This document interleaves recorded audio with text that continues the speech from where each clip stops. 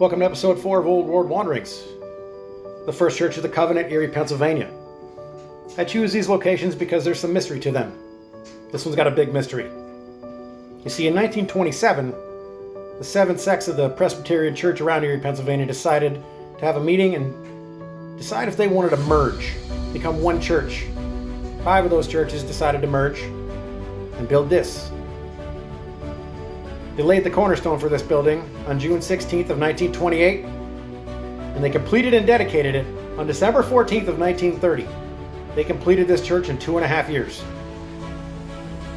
They hired John William Cresswell Corbusier, credited with building 30 of these churches during his career. 30. They hired Parrott Manufacturing to do the window frames, Henry Mercer Moravia Pottery to do the tile works, Conic Studios, D'Ascenzo Studios, and Tiffany Studios out of Philadelphia to do the stained glass. Crazy thing about this is that this happened during the Great Depression.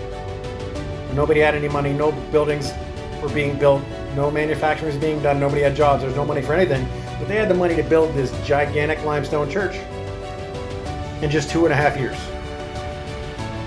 Now I said that there was some mystery to this building. There is. John William Cresswell Corbusier, the architect credited with building this building, said they built 30 of these during his lifetime.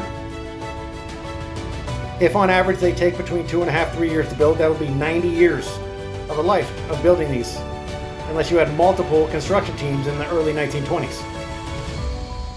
Funny thing is that John William Cresswell Corbusier died June 8th of 1928. That is 8 days before the cornerstone was set on this church. So the architect who built this church died 8 days before they even started building it. On top of that, if he built 30 of these churches during his lifetime, he was a very busy man, as he died of a heart attack at the age of 49.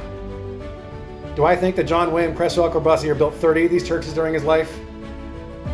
If he started when he was 19, that gave him 30 years. That's knocking out one of these churches every single year of his entire career until the day he died.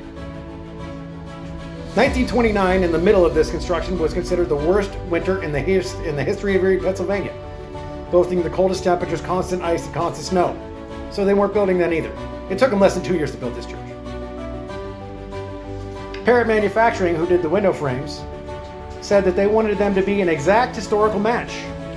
What history were they matching if they were building a church from the ground up? Henry Mercer Moravia Pottery is now a museum. And Conic Studios, D'Ascenzo Studios, and Tiffany Studios are still making stained glass out of Philadelphia. This is a found Tartarian building.